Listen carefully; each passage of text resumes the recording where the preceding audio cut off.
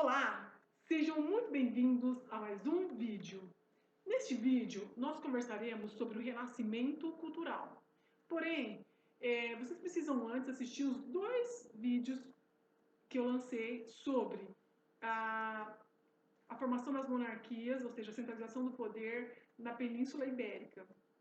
That's ok? Mas vamos lá para o tema de hoje, que é o renascimento cultural. Renascimento cultural, a própria palavra está dizendo renascimento, ou seja, é renascer. É algo que existiu em um dado momento, parou de existir e agora está ressurgindo. Assim como renascimento comercial e renascimento urbano. Agora, renascimento cultural. Vejamos, o renascimento cultural teve início no século XIV. Por isso, nós vamos ter três fases do renascimento, chamadas de 300, 400 e 500. Por que 300?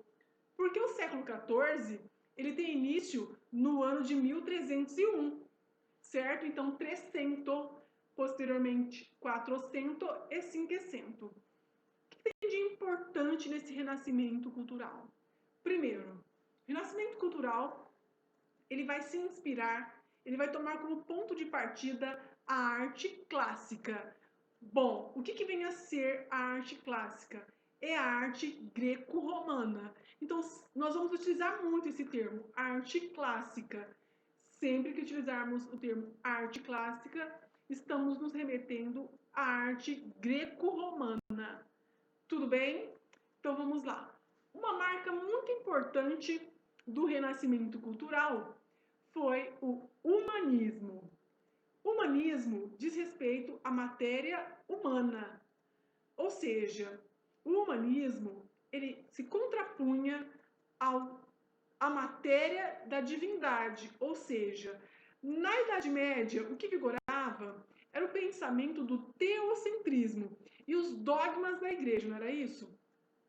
Pois bem, o humanismo ele se opõe a tudo isso. O humanismo vai falar assim, olha, na verdade, não é teocentrismo, Deus no centro de tudo, mas sim antropocentrismo, o homem no centro de tudo, o homem como sendo a medida de todas as coisas. E para isso existe até uma ilustração, que é o homem vitruviano, que é este aqui que aparece, olha, esta imagem, o homem vitruviano, que na representação, por que o homem é a medida de todas as coisas? O umbigo do homem vitruviano é a mesma medida para cima, para o lado, para o outro lado e para baixo. Tá? Então, o homem como sendo a medida de todas as coisas. Vejamos por que é o homem a medida de todas as coisas.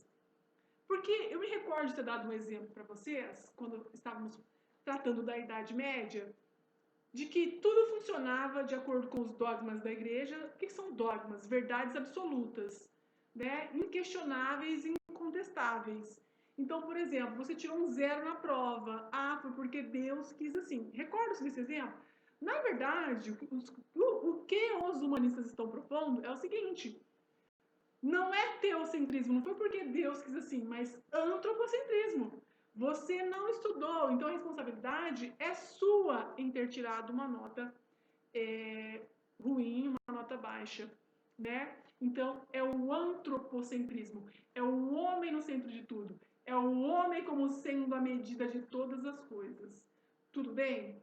Neste mesmo contexto em que estamos falando do humanismo, o humanismo ele contava com estudiosos, né? Estudiosos da oratória, estudiosos da poesia, da filosofia, do grego, da própria história. Então, o humanismo ele vai se pautar naquilo que nós chamamos de conhecimento empírico. O que é o conhecimento empírico?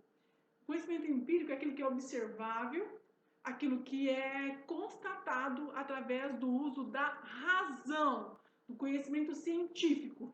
Por isso, vai ter uma fase marcante também, que é o racionalismo, é o uso da razão, é o não aceitar dogmas, verdades absolutas e incontestáveis, mas sim utilizar a razão para explicar os acontecimentos, é utilizar a lógica do raciocínio, a lógica da ciência. Para vocês terem ideia, dentro desse uso do conhecimento empírico, conhecimento científico, e não dogmas, verdades absolutas. O que são dogmas ou verdades absolutas? Vou dar um exemplo. Às vezes as mães acabam sendo dogmáticas. Como assim? Você fala assim, não hoje que estamos em pandemia, mas num outro momento, você, por exemplo, dissesse assim, mãe, posso ir ao cinema hoje? Aí ela fala, não. Aí você fala, por que não? Ela fala, por que não? Ela explicou por que você não pode ir? Não, então ela foi dogmática, né? Uma verdade absoluta, pois aquela verdade, ponto final, por que não? Agora, se ela dissesse assim, se dissesse, mãe, posso ir ao cinema? Ela dissesse, não. Por quê? Porque amanhã tem prova, você precisa estudar, porque nós temos outras atividades a ser desenvolvidas durante o dia, então ela não estaria sendo dogmática. A mesma coisa era a igreja para aquele momento, recorda-se. A pessoa tinha lepra, ela tem lepra porque é uma pecadora. Ponto, é uma verdade absoluta. São dogmas inquestionáveis.